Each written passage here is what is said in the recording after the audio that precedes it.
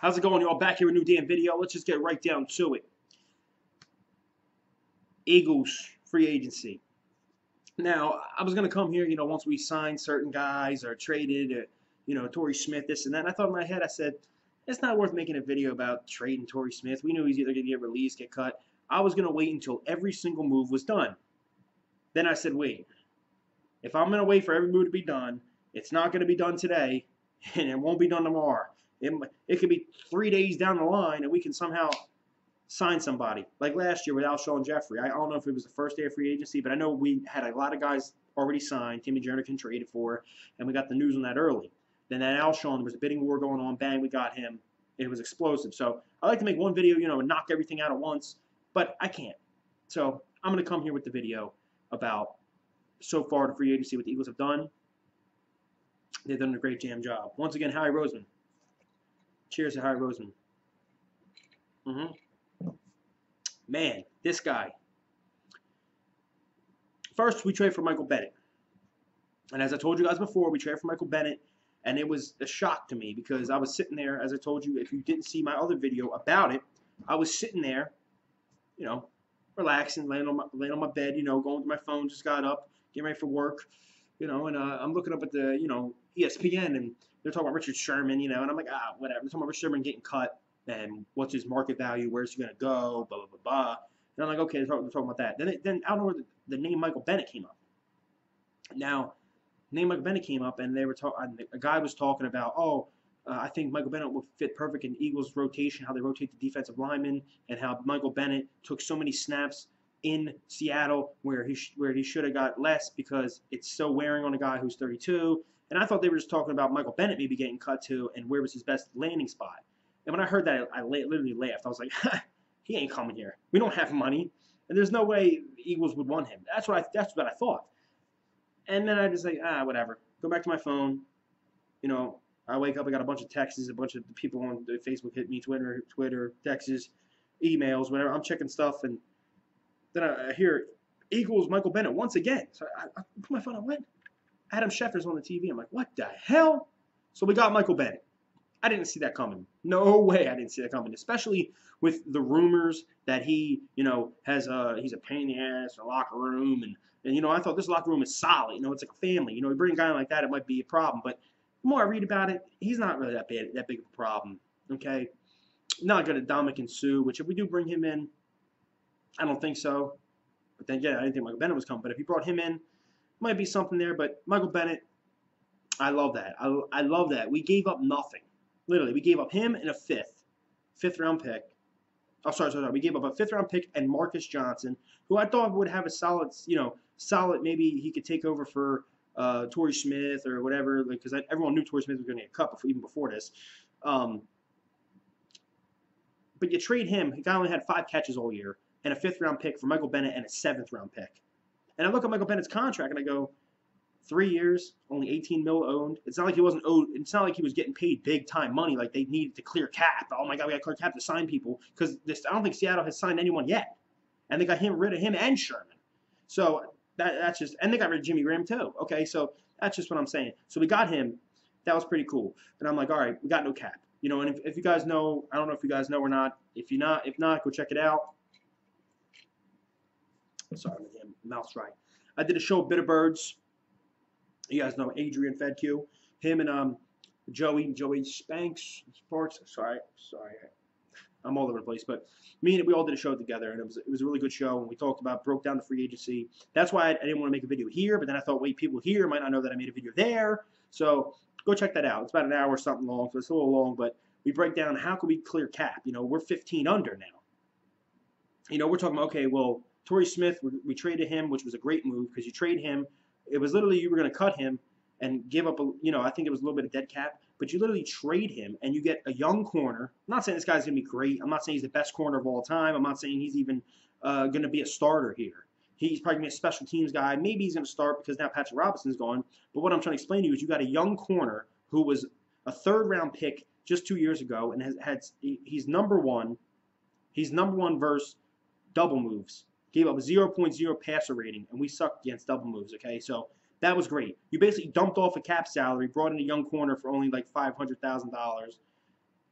And I'm like, wow, that's Howie. That's Howie doing his thing. Now I'm like, all right, you got to get rid of Vinny Curry. You got to maybe trade this guy. You got to ask Chase Peters for cuts. This and that. I'm like, I'm thinking, how are they going to do this? And I thought, well, they get rid of Vinny Curry. They trade Torrey Smith. They get rid of one more guy. Boom, they're under the cap. Howie made it look so easy. I woke up that day right before free agency. I go through Twitter and it says, "Oh, the Eagles are their cap's fine. They have 7.5 to spend in cap." And I said, 7.5 to spend in cap? How? They restructured Lane Johnson's contract just for this season. That's it. They just restructured his contract. And I'm like, you got to be kidding me. Wow. So I wasn't expecting to sign anybody because, I thought underneath the cap. So next thing you know, he does that. Wow. So he makes it look that easy, just that easy.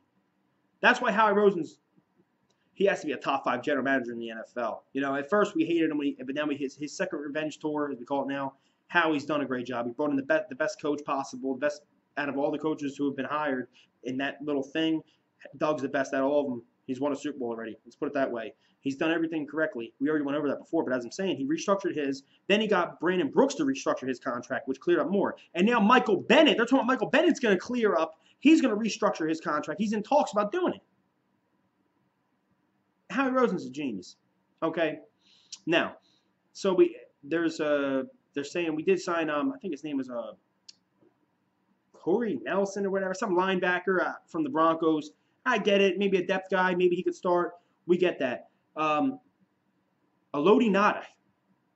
It's not cleared yet because if you go to the Eagles website and you look at some of the stuff, it says that they look at all the free agents they signed or whatever they signed, the depth guys, the corners they brought in, they traded for Mike Bennett. His name's not on there. I think he didn't clear the physical yet, and the reason why I say that is because he's coming tomorrow for the physical. If he passes the physical, he is going to be signed, but he did agree to an agreement with us. So Elodie Ngata, this defensive line is stacked. Now Elodie Ngata, I'm not going to hype him up like, oh, he's so big. He was great with the Ravens.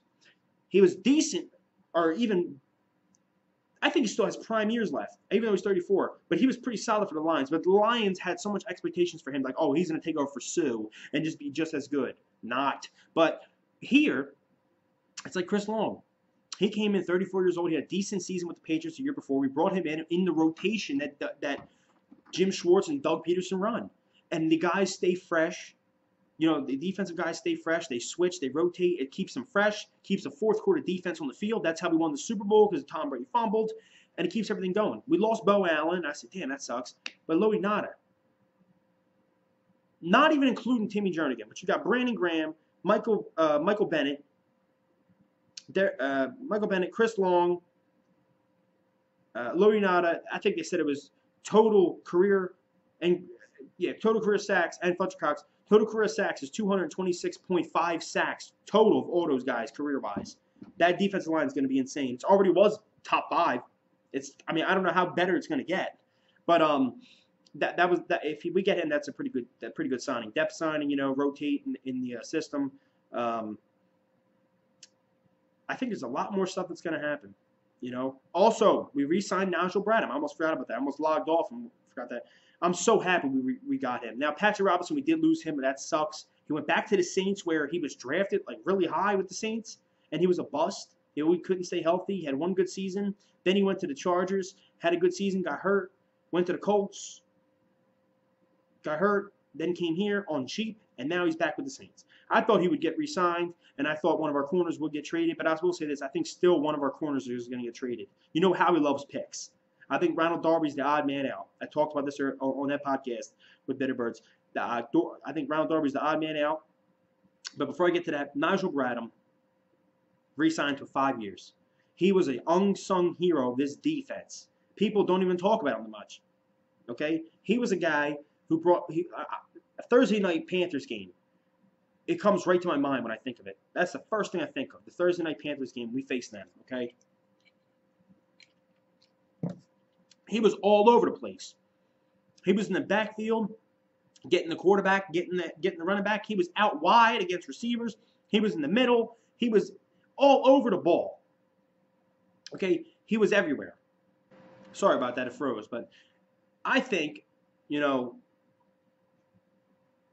it was great to re-sign him. He was an unsung hero, and I'd rather take him over Patrick Robinson. Yes, I said it. And I didn't think he was coming back. I heard he got paid. He was getting offered more money, higher interest with other teams, and we got him back 5 years for $40 million. That's amazing. That's another gem that Howie found last season. I think we signed him to a 1 year deal.